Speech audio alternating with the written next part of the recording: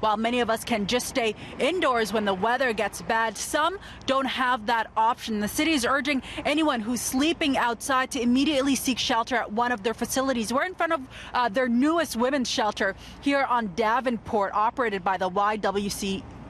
On a day like today, where many are thinking of vulnerable people who have no choice but to sleep out in the cold. Do you have a place to stay? Jody Steinhauer asks dozens of people that question today outside Margaret's drop-in center. She gets a different response each time. Some have shelter tonight, others are sleeping outside. The majority of them homeless in Toronto. Mitts, gloves, hats, toothpaste, puzzle books, food, scarves, everything you need, okay? As the flurries intensify throughout the day and frigid temperatures send many indoors, a team of volunteers does the opposite, going outside to distribute emergency survival kits. 3,000 of them will be handed out to those living on the streets and to over 200 agencies, outreach programs, and shelters across the city today. It's so uplifting too. Like we feel abandoned at times. Do you have somewhere to go tonight?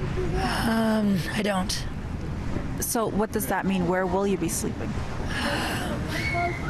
I might be able to get a bed here. Have you ever stayed at shelters before? Yeah, man, and that's not my cup of tea. I'd rather build my own jail cell. Can you tell us about your experiences staying in shelters? Yeah, fights, drugs, people up and down all night.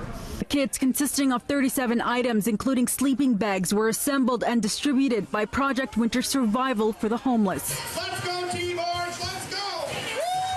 In their 20th year operating, the charity organization says they've received requests to distribute over 20,000 kits. In previous years, they handed out 13,000. That's a 60% increase. 2 people have already died, and remember, homelessness can be solved. Nobody chooses to live out on the streets, but with our shelters full and not enough beds, and the numbers just reaching record numbers and no affordable housing, this is what's going to continue to happen. It's incredibly difficult to find the real estate as well as the resources to put into facilities like this, but we need to activate them faster. With the city's numbers showing shelters are operating at capacity, there's been a push to increase resources. The city adding drop-ins and warming centers, additional beds and shelters, including the Davenport Road Women's Shelter. Area Councillor Mike Layton visited the building today, which opened its doors to the public. Operated by the YWCA, the facility has 56 beds for single women 16 and older.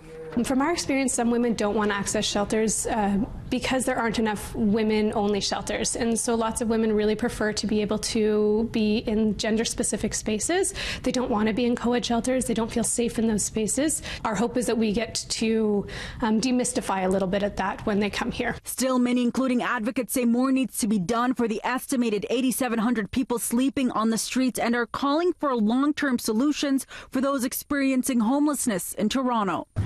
So my main goal is to get in, I want to get my own place and get my, go back to school and stuff. Sorry, it's crazy.